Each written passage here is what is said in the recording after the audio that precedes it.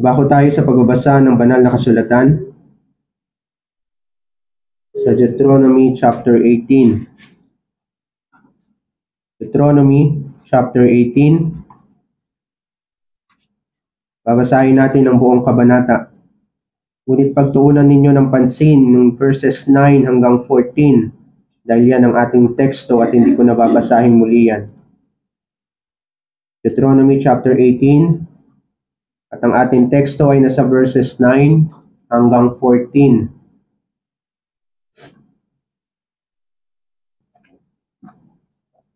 Pakinggan ninyo ang salita ng Panginoon.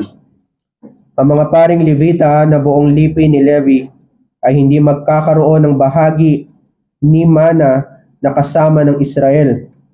Sila'y kakain ng mga handog sa Panginoon na pinaraan sa apoy at ng kanyang mana. Sila'y hindi magkakaroon ng mana na kasama ng kanilang mga kapatid. Ang Panginoon ang kanilang mana, gaya ng sinabi niya sa kanila. At ito ang magiging bahagi ng mga pari sa bayan. Mula sa kanila na naghahandog ng alay, maging baka o tupa, kanilang ibibigay sa pari ang balikat, ang 2 pisngi at ang tiyan, ang mga unang bunga ng iyong trigo, alak, langis, at ang unang balahibo ng iyong mga tupa, ay ibibigay mo sa kanya. Sapagkat pinili siya ng Panginoon mong Diyos sa lahat ng iyong mga lipi upang tumayong tagapaglingkod sa pangalan ng Panginoon, siya at ang kanyang mga anak magpakilanman. Kung ang isang Levita ay umalis sa alinman sa iyong mga bayan mula sa Israel kung saan siya naninirahan at pumaroon siya sa dakong pipiliin ng Panginoon at maaari siyang pumaroon kapag gusto niya, ay maglilingkod nga siya sa pangalan ng Panginoon niyang Diyos na gaya ng ginagawa ng lahat ng kanyang mga kapatid na mga Levita na tumatayo upang maglingkod sa harapan ng Panginoon. Sila'y magkakaroon ng magkakaparehong bahagi na kakainin bukod sa magmumula sa pinagbilhan sa pamana ng kanyang ama. Pagkatapos mo sa lupaing ibinibigay sa iyo ng Panginoon mong Diyos, ay huwag kang mag-aral, gumawa ng ayon sa mga karumal-dumal na gawain ng mga bansang iyon. Huwag makakatagpo sa iyo ng sinumang nagsusunog sa apoy ng kanyang anak na lalaki o babae bilang isang handog ng manghuhula o manggagaway o engkantador o mangkukulam o gumagamit ng anting-anting o nagpapagamit sa masasamang espiritu o sa lamangkero o sumasangguni sa mga patay. Sapagkat sino mang gumagawa ng mga bagay na ito ay karumal-dumal sa Panginoon, at dahil sa mga karumal-dumal na gawain ito ay pinalalaya sila ng Panginoon mong Diyos sa harapan mo. Dapat kang manatiling walang kapintasan sa Panginoon mong Diyos, sapagkat ang mga bansang ito na iyong aagawan ay nakikinig sa mga manggagaway at mga manghuhula. Ngunit tungkol sa iyo, hindi ka pinahintulutan ng Panginoon mong Diyos na gawin ang gayon. Palilitawin ng Panginoon mong Diyos para sa iyo ang isang propeta na gaya ko mula sa iyong sariling mga kapatid. Sa kanya kayo makikinig. Ito ang inyong hiniling sa Panginoon mong Diyos sa Horeb, sa araw ng pagtitipon ng iyong sabihin, huwag mong muling iparinig sa akin ang tinig ng Panginoon kong Diyos, ni ipakita pa sa akin itong malaking apoy upang huwag akong mamatay. At sinabi ng Panginoon sa akin, tama ang sinasabi nila. Ako'y hihirang para sa kanila ng isang propeta na gaya mo mula sa kanilang mga kapatid, at aking ilalagay ang aking mga salita sa bibig niya, at kanyang sasabihin sa kanila ang lahat ng aking iuutos sa kanya. At sino mang hindi makikinig sa aking mga salita na kanyang bibigkasin sa aking pangalan ay pananagutin ko tungkol doon. Ngunit ang propetang magsasalita ng salitang may kapangahasan sa aking pangalan na hindi ko iniutos na kanyang sabihin o magsasalita sa pangalan ng ibang mga Diyos, ang propetang iyon ay mamamatay. At kung iyong sasabihin sa iyong puso, paano namin malalaman ang salita na hindi sinabi ng Panginoon? Kapag ang isang propeta ay nagsalita sa pangalan ng Panginoon, kung ang bagay na sinasabi ay hindi naganap, ni nagkatotoo, ang salitang iyon ay hindi sinabi ng Panginoon. Ang propetang iyon ay nagsalita ng may kapangahasan, huwag mo siyang katatakutan.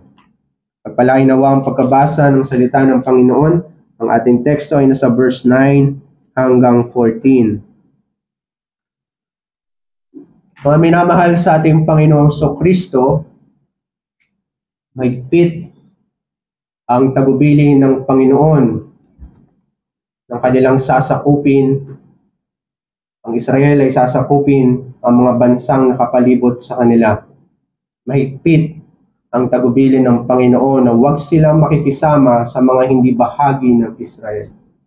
Ang prinsipyo sa likod nito, ang mga mananampalataya at hindi mananampalataya ay hindi niloob ng Panginoon na magkaroon ng kaisahan. Ang iglesia at ang sanlibutan ay laging merong espiritual na pagkakaliwalay na ang Diyos lamang siyang nagtakda.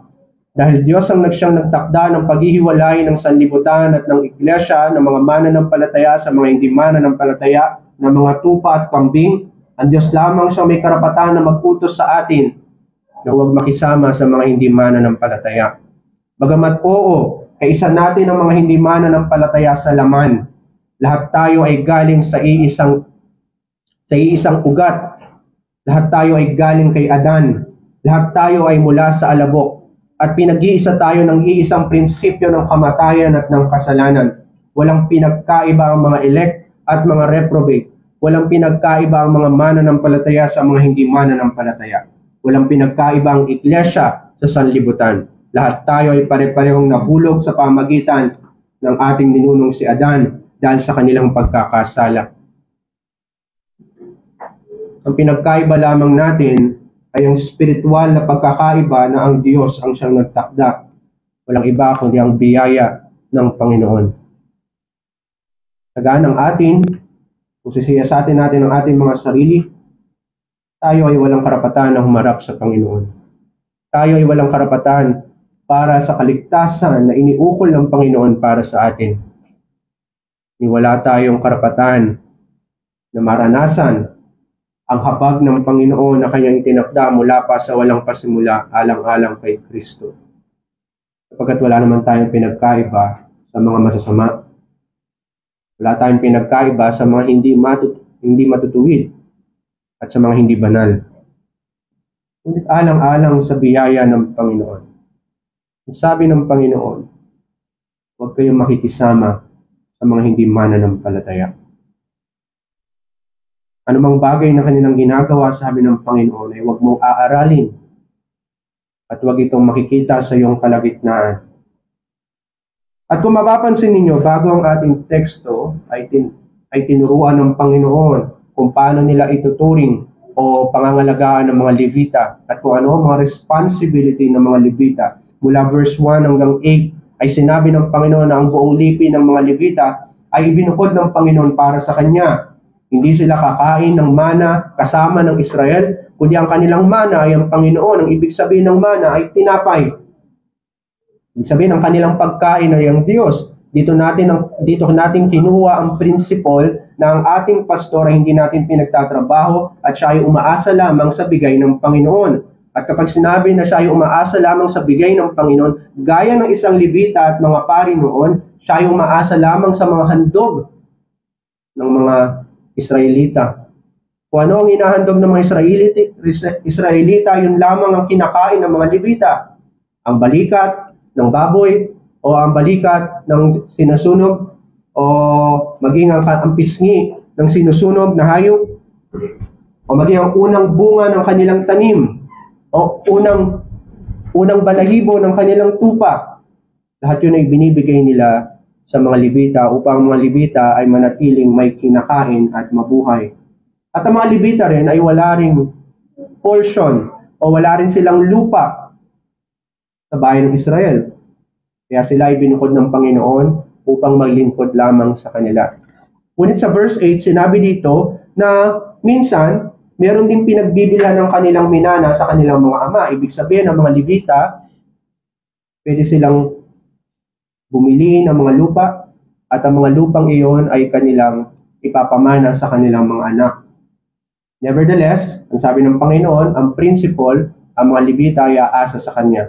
Sapagkat ang mga Levita ay binukod para sa Kanya. At ganoon din ang bayan ng Israel. Ang bayan ng Israel ay aasa lamang sa Diyos at hindi sa mga pamahiin at kultura at pag-uugali ng lahat ng mga nasa sanlibutan. Tayo ay aasa lamang sa mga ipinapahayag ng Panginoon sa atin at hindi sa kung ano ang ipinapahayag ng sanlibutan. Tayo ay aasa lamang sa Diyos at hindi sa mga Diyos-Diyosan ng sanlibutan. At sabi sa verse 10, ay nagsusunog sila ng kanilang mga anak para sa kanilang mga Diyos. Para ano? Para gawan sila ng mabuti ng kanilang mga Diyos. Magyang kanilang mga anak ay iniaalay nila sa kanilang mga Diyos-Diyosan para lamang pagpalain sila ng mga Diyos. Pero sabi ni Jehovah, sabi ng Panginoon, hindi dapat sila umaasa sa mga ganong tradisyon. Sapagkat pagpapalain sila ng Diyos kahit wala silang gawin. Kung iniligtas sila ng Diyos na wala man lamang hiningi ang Diyos na kahit katiting na ambag mula sa Israel, dahil lamang sa kahabagan ng Diyos ay narinig niya ang panaghoy ng Israel at iniligtas sila mula sa bahay ng pagkaalipin mula sa Ehipto, hindi mahirap sa Diyos na pagpalain ng Israel nang wala man lang hinihinging kahit anong ambag sa kamay ng Israel. Kaya nga sinabi ng Panginoon, anong pinagmamalaki ninyo sa akin? Pinagmamalaki ninyo ang mga toro, ang mga tupa, ang mga baka na inyong iniaalay? Hindi nyo ba alam na ang mga hayop na yan ay galing din sa akin?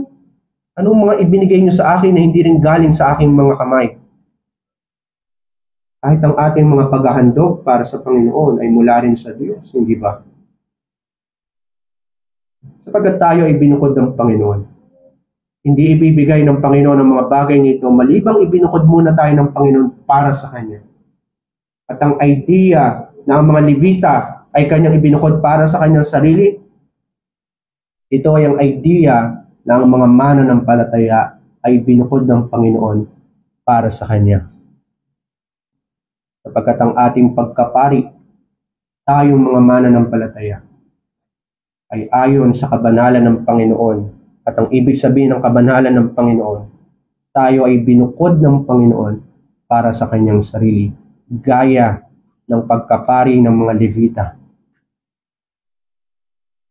At hindi lamang yun. Sa verse 15 hanggang sa verse 19, meron na namang isang pagbubukod na ginawa ang Panginoon. Nagbukod siya ng isang propeta na kagaya ni Moises. At ito ay walang iba kundi ang ating Panginoong Kristo, ang ating dakilang propeta, na magmumula mismo sa kanyang mga kapatid. Sapagkat ang ating Panginoong Kristo ay mula sa lipi ni Huda, sa lahi ni Huda.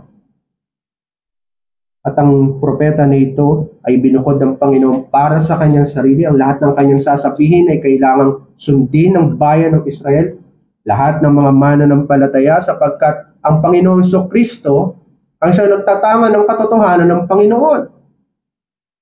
Lahat ng sabihin ng Panginoong Kristo ay walang pagkakamaling sinusunod ng mga mananampalataya alinsunod sa kapangyarihan ng Espiritu Santo. At sa katapus-tapusan ng kabanata, ay sinabi ng Panginoon na huwag tayong matakot sa mga bulaang propeta, na mga hindi nagsasaysay ng mga katotohanan, pagkamat tinuturing nila ang kanilang mga sarili ng mga propeta, ngunit sabi ng Panginoon, huwag mo silang katakutan sapagkat ang kanilang mga propesiya ay hindi naman magaganap sapagkat sila ay mga bulaang propeta. Ito ay isang kapanatagan sa atin, ang katotohanan lamang ay nasa Panginoong Kristo at wala sa sino mang mga propeta o mga nagpapanggap na propeta. At ang Panginoong Kristo ay nagsasalita sa pamagitan pa rin ng mga pari sa Old Testament at sa mga propeta. Ang Panginoong Kristo ay nagsasalita sa ating kapanahunan sa pamagitan ng mga pastor, sapagkat kaya kayo nakikinig ngayong araw na ito ay hindi para sa pastor, hindi alang-alang kay pastor. Narito kayo upang marinig ang tinig ng iyong mabuting pastol, ang Panginoong Kristo. Siya ang propeta na dapat nating pinapakinggan. At yun ang sabi ng Panginoon. Huwag kayong makikinig sa mga bulaang propeta. Huwag kayong makikinig sa mga bulaang ebanghelyo na naglipana sa sanlibutan. Kahit sa pulpitong ito, sa oras na may marinig kayong bulaang ebanghelyo, hindi ang Panginoong Kristo ang siya nagsasalita. Hindi ibinukod ng Panginoon ng pulpitong ito para sa mga bulaang propeta at mga pastor. Ibinukod ng Panginoon ng pulpitong ito para sa kanyang nag-iisang propeta, ang Panginoong Kristo. At sa ating teksto,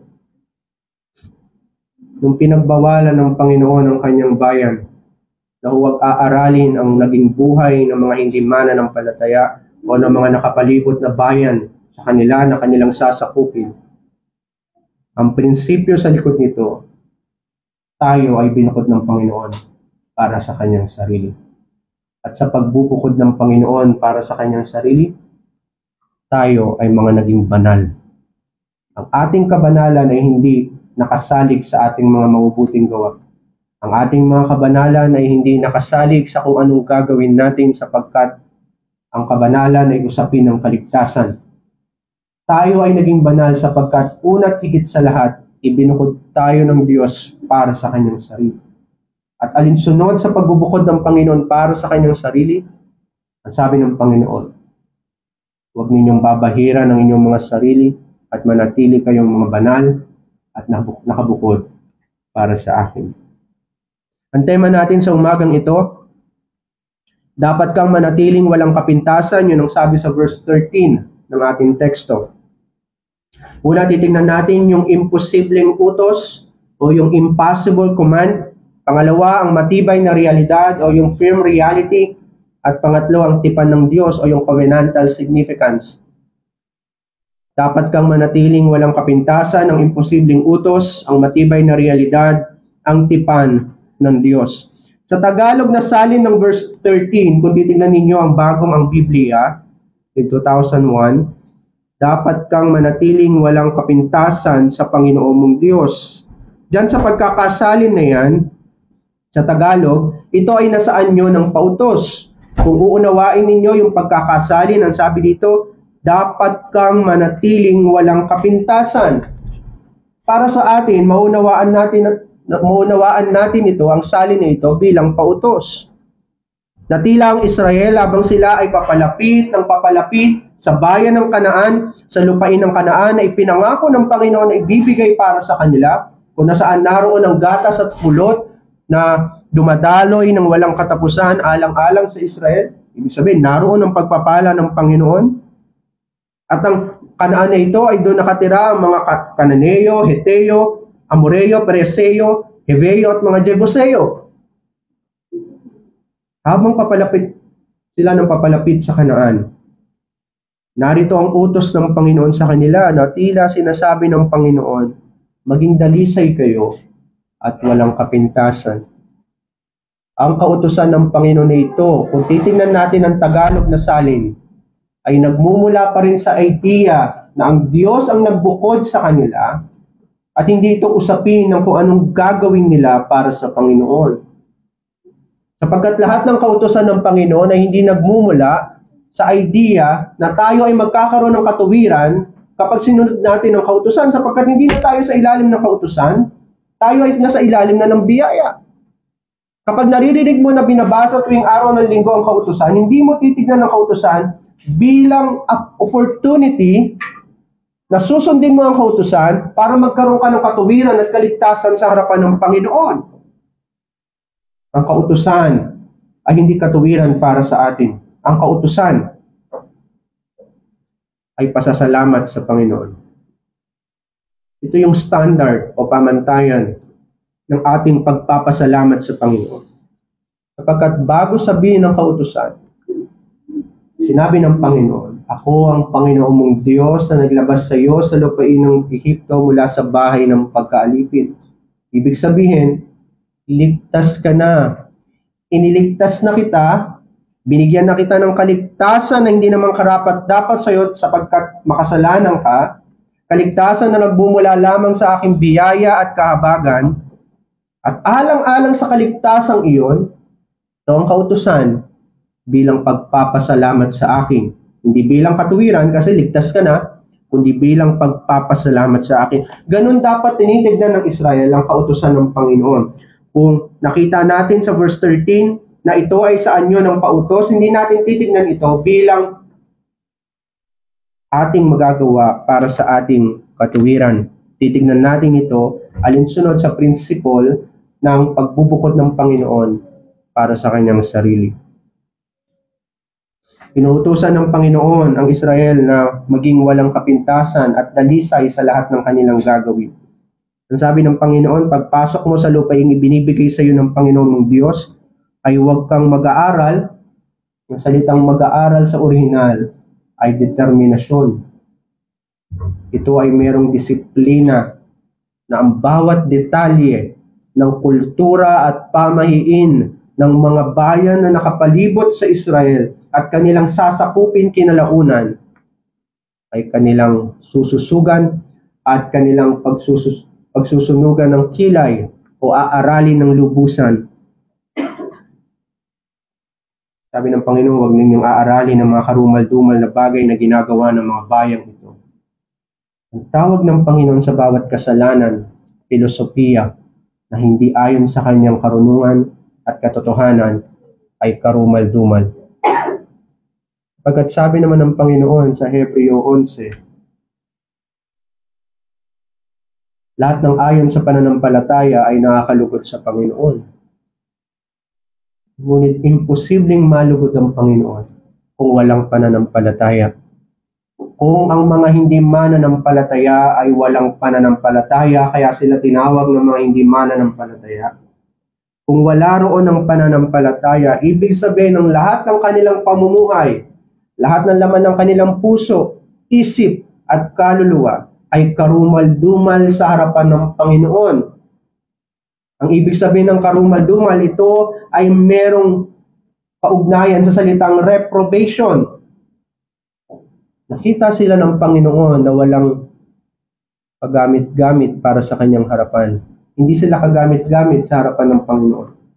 Kaya sabi ng Panginoon, sila ay karumal-dumal. Lahat ng kanilang mga gawain ay karumal-dumal sa harapan ng Panginoon. Ikaw na bayan ng Diyos, bakit mo gagawin ang mga karumal-dumal na bagay nito? Sabi ng Panginoon. Ikaw na bayan ng Diyos, bakit mo aaralin ang mga karumal-dumal na mga gawain ito na ginagawa ng mga bayan na nakapalibot sa Israel? O maging ng mga tao na nakapalibot sa iglesia, mga hindi mananampalataya, mga nakikita natin sa internet, mga nababasa natin sa libro, mga inaaral natin sa ating mga school. Lahat ng yan ay nahaluan ng mga karumal-dumal na bagay. Minsan pa nga, lantaran ang mga karumal-dumal na bagay nito na ginagawa sa internet, ginagawa ng ating mga kapitbahay, ginagawa maging ng ating sariling sambahayan ng mga hindi mananampalataya. Sabi ng Panginoon, huwag mong aaralin ang mga bagay nito na karumal-dumal sa aking harapan. Kaya nga sabi sa verse 12, sapagkat sino mang gumagawa ng mga bagay nito ay karumal-dumal sa Panginoon, at dahil sa mga karumal-dumal na gawain ito, ay pinalalayas sila ng Panginoon mong Diyos mula sa harapan mo. In-emphasize ng text ng verse 12 na mga bansang ito ay palalayasin ng Panginoon sa harapan ng Israel upang maging tanda at babala sa bayan ng Diyos na huwag mong gagawin ng mga bagay nito. Pupuksain ko ang mga masasama sa harapan mo sa araw ng paghuhukom. Kapag ganito ko kinasusuklaman ang anumang bagay na laban sa akin. Palalayasin sila ng Panginoon at ibibigay ng Panginoon ang kanilang mga lupain sa mga Israelita o sa mga Hebreo. Mga kapatid, nung iniligtas ng Panginoon ng Israel, nung iniligtas ng Panginoon ng Iglesia ng Diyos sa pamagitan ng kamatayan ng Panginoon sa Kristo, isa lang ang kaligtasan ng Israel, ng bayan ng Israel at ng Iglesia, ang Panginoong Kristo lamang. Kung sila ay nakatingin, pasulong sa magiging kamatayan ng Mesiyas, tayo naman ay nakatingin pabalik sa naging kamatayan ng Panginoong Kristo. Walang dalawang uri ng kaligtasan para sa Israel at para sa Iglesia. Iisa lamang ang kaligtasan ng Panginoong Kristo lamang, sapagkat siya lamang ang daan, katotohanan, at buhay. Nung tayo ay niligtas ng Panginoon sa pamagitan ng kanyang kamatayan, lahat ng bagay ay ipinagkaloob ngayon ng Panginoon para kay Kristo, lahat ng bagay ay nagkalakip-lakip para kay Kristo, at lahat ngayon ng bagay ay nagkalakip-lakip para sa atin, sapagkat si Kristo ang ulo ng Iglesia at tayo ay ang kanyang katawan. Kaya lahat ng bagay ay para rin sa atin. Kahit ang sanlibutan ay ibinigay na sa atin. Kaya sabi ni Pablo, hindi ba't kayo dapat ang umahatol sa sanlibutan sapagkat nasa inyo ang Ebanghelyo? Hindi ba't kahit ang mga anghel ay hahatulan sa pamagitan ng ating Ebanghelyo? Anong pakay ngayon ng sanlibutan? Anong kapakinabangan ngayon ng sanlibutan para sa atin? Ang sabi ni Pablo, mayroong pakikisama ang mga hindi mananampalataya at hindi mananampalataya? Bakit kayo makikipamatok sa mga hindi mananampalataya? Walang pakikiisa spiritually ang mga mananampalataya at hindi mananampalataya. Bagamat ibinigay na sa atin ang sanlibutan, gaya ng pinagkaloob ng Panginoon ang lahat ng kanyang mga kaaway para sa Israel, ganoon din ang Panginoon. Pinagkaloob niya ang lahat ng bagay para sa atin. Ang sanlibutan ay pag-aari ng Panginoong Kristo at ito ay pagmamay-ari din ng Iglesia.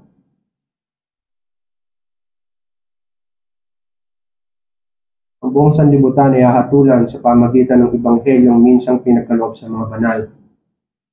Ito ay indikasyon na kahit ang sanlibutan ay maglilingkod para sa Iglesia. Gaya ng ginawa ng Panginoon kina Iso at Jacob, tinakda ng Panginoon na ang bunso ay paglingkuran ng panganay, ibig sabihin ang reprobate ay maglilingkod sa mga elect. Pagkat sabi ng Panginoon, kinahabagan ko si Jacob at kinapotan ko si Iso. Ibig sabihin, lahat ng sanlibutan ay maglilingkod ngayon para sa Iglesia ng Panginoon. Kapagkat ang sanlibutan ay binigay na ng Panginoon para sa Iglesia. Kaya sabi ng Panginoon, bagamat ibinigay ko sa iyo ang sanlibutan, hindi ko sa iyo ibinigay ang sanlibutan bilang pamantayan ng iyong pamumuhay.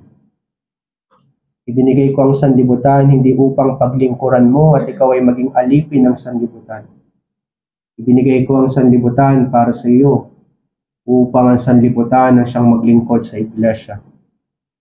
At maisasakatuparan ng ang bagay nito sa pagdating ng Panginoong Kristo na magkakaroon ng bagong langit at bagong lupa.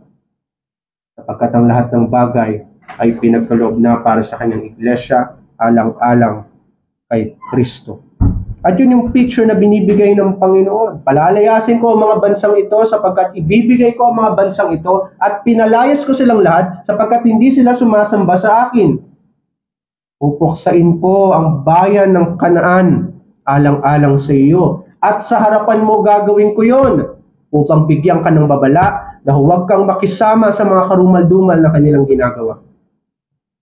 Sabi ng Panginoon, manatili kang walang kapintasan kapag dadako ka at sasakupin mo na ang bayan ng Kanaan.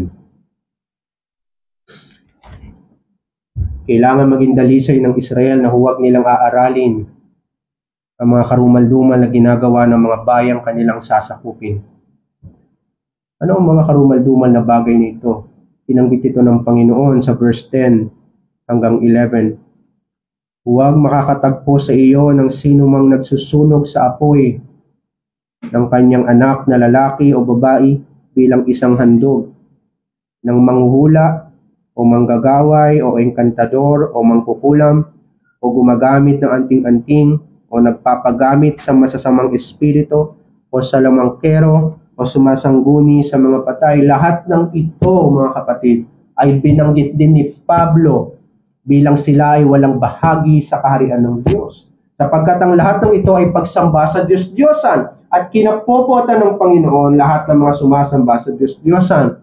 At huwag ninyong isipin na mga sumasamba lamang sa Diyos-Diyosan ay yung mga lumuluhod sa mga santo at nagpapahid ng kanilang mga panyo sa santo at nananalangin kay Maria at nananalangin sa mga santo ninyo at sa iba pang mga kalikasan lamang.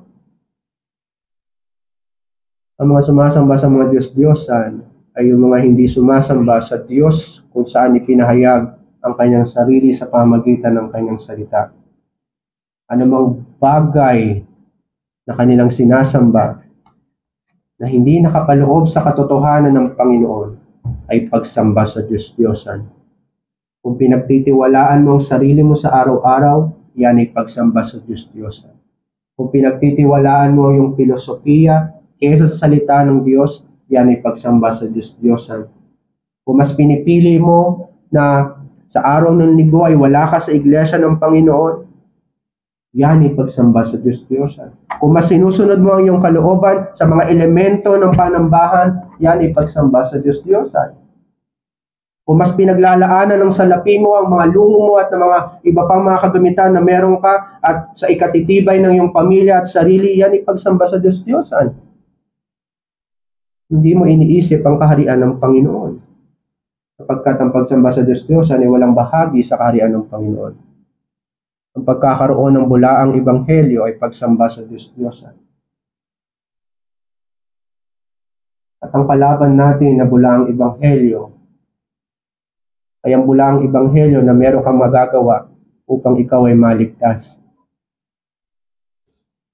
Ang Diyos ng Biblia ay soberano at makapangyarihan. Hindi niya kinakailangan ng kalooban ng tao upang iligtas niya ang tao. Malinaw yan sa sinabi ni Apostol Pablo sa Romans 9:16. Hindi ayon sa kalooban ng tao, hindi ayon sa gawa ng tao, kundi ayon lamang sa kahabagan ng Diyos. Anumang uri ng bulaang ebanghelyo na nagtatangan ng gawa ng tao, bagamat sila ay nagpapakilalang reform at Kristiyano, ito ay pagsamba pa rin sa Diyos-Diyosan. Ang sabi ng Panginoon, huwag mong aaralin ng mga iyon. Ibig sabihin ng pag-aaral, huwag mong kukunin ang mga bagay na iyon at ia-apply mo sa iyo bilang sarili mong prinsipyo sa pamumuhay mo at sarili mong prinsipyo sa iyong paniniwala at pagsamba sa Diyos. Sapagkat ang Israel ay laging prone sa pagsamba sa Diyos-Diyosan. Tinawag nila ang gintong guya na Jehovah o siyang Diyos na naglabas sa kanila mula sa lupain ng Ehipto. Bagamat sinasamba nila ang Diyos, ngunit gumawa sila ng gintong guya at sinamba nila ito. Na para bang yung paraan nila ng pagsamba ay kalugod-lugod sa Diyos. Ang sabi ng Panginoon, hindi kalugod-lugod ang bagay na yun at pinatay ng Panginoon halos kalahati ng Israel dahil sa ginawa nilang pagsamba sa mga Diyos-Diyosan. Bagamat ang sinasamba nila ay pangalang Yahweh o Jehovah. Hindi ito usapin kung ang church mo ay may nakalagay na Jesus. Hindi ito usapin kung ang church mo ay may nakalagay na Christian o Reformed. Kahit sa mga pangalang yan ay nagtatago ang bulaang ebanghelyo. Kahit ang bukang bibig mo ay pangalang Jesus. Kung ang ebanghelyo mo naman ay bulaan at iniisip mo na ikaw ay makapangyarihan at may magagawa para ikaw ay pagpalain, para ikaw ay iligtas, upang ikaw ay magiging tagap-tagap sa Panginoon, upang mas lalo kang pagpalain, mas lalong palaguin ng Panginoon ng lahat ng iyong ginagawa, lahat ng yan ay kabulaanan at walang katotohanan. Hindi yan ang sinasamba nating Diyos. Ang sinasamba nating Diyos ay soberano at makapangyarihan. Lahat ng may kinalaman sa pagsamba sa mga Diyos-Diyosan ay karumal-dumal sa harapan ng Panginoon. Ang mga bagay na ito ang malaking kaibahan ng mga hindi mananampalataya at ng mga mananampalataya. Nakita ninyo yung spiritual antithesis o spiritual na pagkakaiba ng bayan ng Diyos sa hindi bayan ng Diyos, sa iglesia at sa sanlibutan, sa mga mananampalataya at hindi mananampalataya, sa mga elect at sa mga reprobate, sa mga hinirang at sa mga itinakwil. Ang pinagkaiba nila ay ang Diyos mismo, ang tunay na Diyos. Samantalang ang mga hindi mananampalataya ay sumasamba sa mga Diyos-Diyosan. Ang tanging pinagkaiba ng Israel, ang Diyos ay kasama ang Israel. Kasama nila lagi ang Diyos, ang tunay na Diyos. Ngunit ang utos na ito, mga minamahal, ay imposible. Hindi lamang ito imposible para sa Israel. Imposible ito para sa atin. Sa buong kasaysayan ng Israel, makikita ninyo kung paano sila sumasamba sa maraming Diyos. Bagamat kilala nila si Jehovah, kilala nila si Yahweh, pero sumasamba sila sa maraming Diyos. At merong pagkakataon na inialay nila ang kanilang mga anak para sa mga Diyos-Diyosan. Imposible ito para sa atin. Walang sino mang nilalang ang makakagawa ng utos na ito ng Panginoon. Ang sabi ng Panginoon, dapat kang manatiling walang kapintasan. Nung sinabi ito ng Panginoon, agad mong maiisip, imposible yun. Imposible na manatili akong walang kapintasan sa harapan ng Panginoon. Sapagkat tayo mga minamahal, lahat tayo ay nabahira ng sanlibutan. Habang tayo ay nasa sinupupunan pa lang ng ating mga ina, tayo ay bahagi na agad ng sanlibutan. Lahat ng galing sa alabok. Lahat na nagmula kay Adan ay bahagi ng sanlibutan at kaisa tayo ng sanlibutan. Ang ating mga puso, isipan at kaluluwa ay bahagi ng sanlibutan. Organically, iisa lang tayong katawan ayon sa ating kalikasan. Organically, iisa lamang tayo ng pinagmulan. Tayo ay nagmula kay Adan. At tayo ay nagmana ng kanyang sala. Tayo ay nagmana ng kanyang kabulukan. Nasa sinapupunan pa lang tayo ng ating mga ina, sabi ni Salmista David, tayo ay makasalanan na. Tayo ay masama na sapagkat tayo ay hinubog ayon sa kasalanan. Tayo ay responsible na sa harapan ng Panginoon. Tayo ay may accountability na sa harapan ng Panginoon at mananagot tayo sa ating kasalanan. Bago pa magkaroon ng paggawa ng mabuti at masama, tayo ay haharap sa hukuman ng Panginoon ng makasalanan. Maging tayo man ay nasa sinapupunan pa rin ng ating mga ina. Tayo ay nabahira na ng sanlibutan. May mga bagay ang sanlibutan na nananalaytay na sa ating mga kasukasuan at laman, sa ating mga puso at isipan, sa ating mga kaluluwa. Kung sisiyasatin mo yung sarili, ang makikita mo ay ang bahagi ng sanlibutan. Mga pilosopiyang hindi naaayon sa katotohanan ng Panginoon, mga paniniwala na ayon sa pamahiin, mga paniniwala na against sa kautusan ng Panginoon, ngunit sinusunod natin, mga gawi na ginagawa lamang ng sanlibutan na makikita mo kahit sa ating iglesia at sa marami pang iglesyang reform. At hindi lamang yun. Ang ating kalikasan ay laging nakakiling sa pagsamba sa mga Diyos-Diyosan. Kung sinabi ng Panginoon, huwag kang sasamba sa mga Diyos-Diyosan. Huwag kang uukit ng mga larawan at sasambahin mo ito. Ang ating kalikasan ay agad nalalabag sa kautosang iyon at sasamba tayo sa Diyos-Diyosan, sa mga kilala nating Diyos. Hindi man tayo lumulod sa mga santuan, naniniwala na may magagawa ka para sa kaligtasan, ngunit maraming pagkakataon ang pag-iisip ng sanlibutan ay naging pag-iisip na rin natin. In principle, mga minamahal, ethically, ayon sa laman ng ating puso, tayo ay bahagi ng sanlibutan. Kaya nung marinig ito ng Israel, imposible itong masunod ayon sa kanilang kalikasan sapagkat sila ay bahagi din ng sanlibutan. The way na manamit ang sanlibutan, the way na magtrabaho ang sanlibutan upang may makain sila, the way na kanilang pamahalaan ang kanilang negosyo, the way na sila ay mag-aral at kung paano nila pinag-aaral ang kanilang mga anak, at marami pang mga kaparaanan na alam mong na alam mong gawain ng sanlibutan, ngunit nakikita sa ating mga buhay bilang mga Kristiyano. Bawat aspeto ng ating buhay, nasasalamin kung saan tayo galing. Galing tayo sa alabok at bahagi tayo ng sanlibutan ito. Kaya nung inuutos ng Panginoon ito sa Israel, alam nating imposible ito. Sapagkat bago pa ipagkaloob ng Panginoon ng Kanaan sa Israel, dala-dala na agad nila sa kanilang mga puso ang Ehipto, ang kasalanan ng sanlibutan. Natutunan nila sa Ehipto kung paano sumamba sa maraming Diyos. At bago pa sila tumapak sa lupain ng Kanaan, dala-dala nila ang maraming Diyos na ito mula sa Ehipto. Mga minamahal,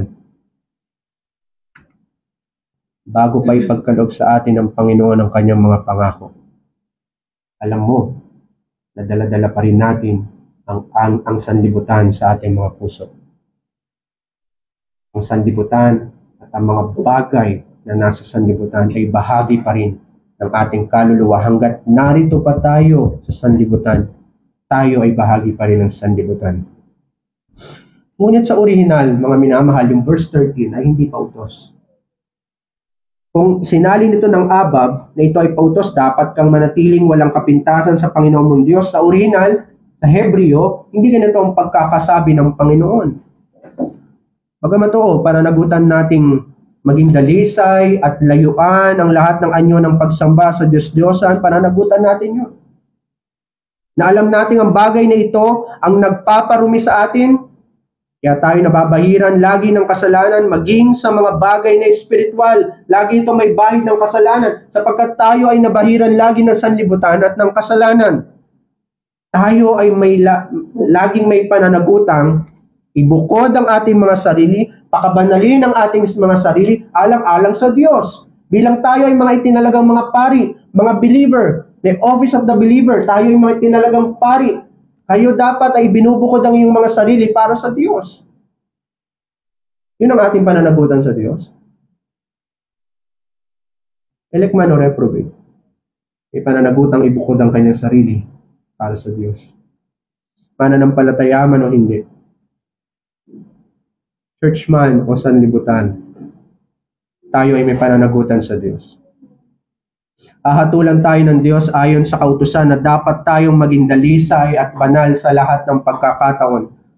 Ngunit ang teksto sa orihinal ay hindi pa utos. Ganito ang pagkakasalin sa Hebreo. Ikaw ay magiging walang kapintasan kasama ni Jehovah na iyong Diyos. Yun ang tamang pagkakasalin sa verse 13. Ikaw ay magiging walang kapintasan kasama ni Jehovah na iyong Diyos. Ang sinasabi ng Diyos sa Israel ay isang realidad, isang katotohanan, isang spiritual reality na hindi para sa lahat, hindi para sa mga Kananeo, hindi para sa mga Heteo, hindi para sa mga Jebuseo, sa mga Amoreo at sa mga Amonita. Ang katotohanan ito ay para lamang sa Israel. Ang kausap ng Panginoon sa araw na iyon ay ang Israel. Ikaw ay magiging walang kapintasan kasama ni Jehovah na iyong Diyos. Para lamang ito sa kanyang bayan, para lamang ito sa kanyang iglesia. Kaya tayo tinatawag ng mga banal, hindi dahil sa ating mga buting gawa. Sapagkat sabi ng Diyos, ikaw ay para sa akin, kaya tayo tinawag na banal. Ibig sabihin ng kabanalan, ibinukod ng Diyos para sa kanyang sarili.